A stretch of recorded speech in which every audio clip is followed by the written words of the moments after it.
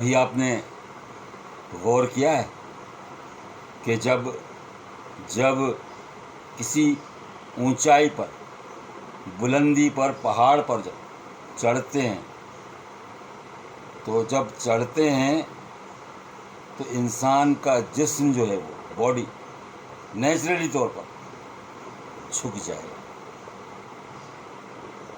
اور جب بلندی سے نیچے کی طرف آؤ گے تو انسان کی باڈی، جسم جو ہے وہ خود بخود اکڑ جائے گا۔ مطلب یہ ہوا کہ جو جھکتا ہے، جو عاجز رہتا ہے تو وہ بلندی پاتا ہے، اسے شہرت ملتی ہے، اسے عزت ملتی ہے، بلندی ملتی ہے۔ اور جو اکڑ کر چلتا ہے، گھمنڈ کرتا ہے، غرور کرتا ہے، تکبر کرتا ہے، تو اکڑ کر چلنے والا نیچے جائے گا، یعنی پستی کی طرف جائے گا۔ تو عاجز بن کر رہیں۔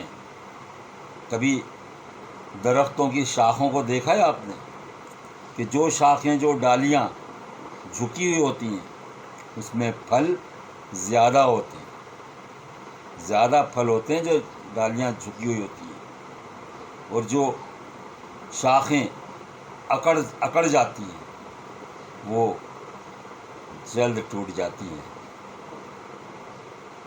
آقا نامدار خاتم النبیین صلی اللہ علیہ وسلم کے قول کا مفہوم ہے، حدیث کا مفہوم ہے کہ کیا میں تمہیں جہنم میں جانے والوں کی خبر نہ دوں؟